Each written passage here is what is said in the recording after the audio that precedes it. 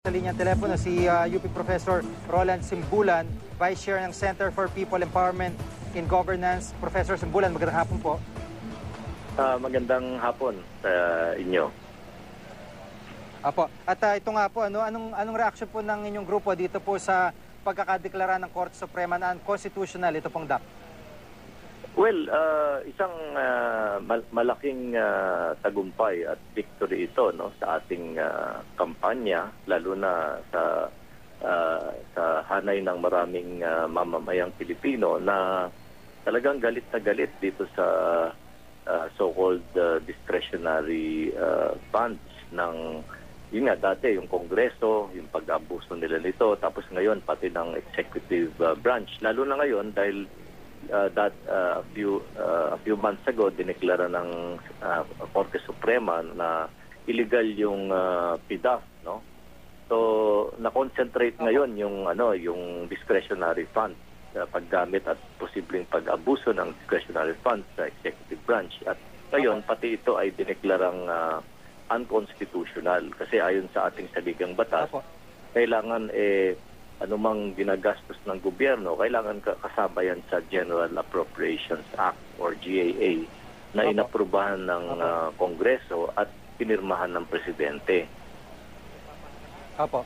At ang pinag-uusapan po dito na mula nung 2011 nasa 140 billion, yung ganong kalaki ba may chance hong mabalik sa kaban ng bayan po yung ganong kalaking pondo? Oo, kasi yun nga, maraming bagay na lalo na basic services natin, no, kulang na kulang yung pondo na inilalaan dito, no, at marami sa mga public hospitals natin pina-privatize, tapos yung other basic services din ginagawang income generating daw, no.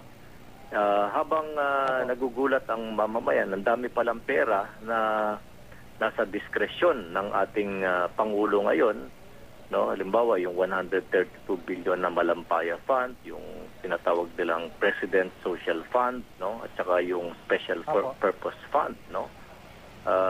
Every year yung discretionary funds na ito ay ginagamit ng Pangulo doon sa mga iniisip lang niyang mga proyekto o mga programa na hindi naman talaga dumadaan o bahagi ng Appropriations Act na isang paglabag sa saligang batas, no. So hindi pwedeng pabayaan itong ganitong sistema dahil open to abuse ito, no.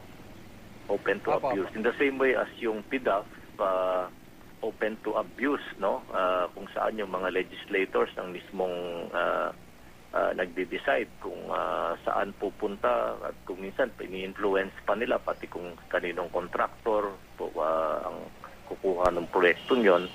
Ganito rin itong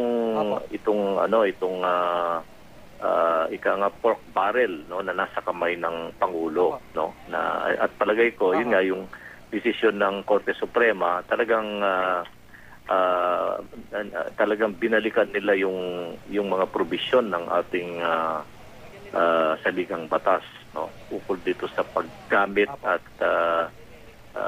kung saan dapat yung proseso, no, kasi talagang kulang na kulang yung pondo na nilalaan sa basic social services. Ang ko dito, ang aming suggestion, kung sana every year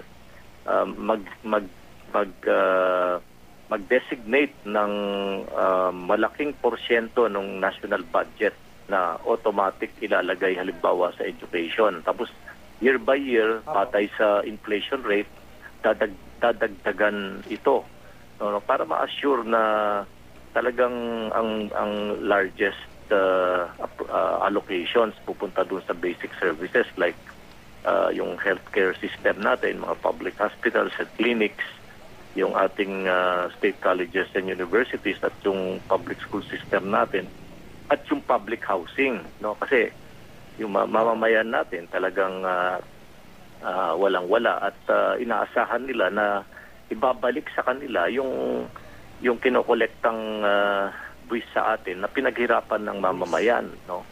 Yun ang inaasahan nila sa ating pamahalaan. Hindi yung ang daming discretionary funds at kung saan na lamang binubuhos at yun nga nagiging subject to abuse, no, and corruption. Opo.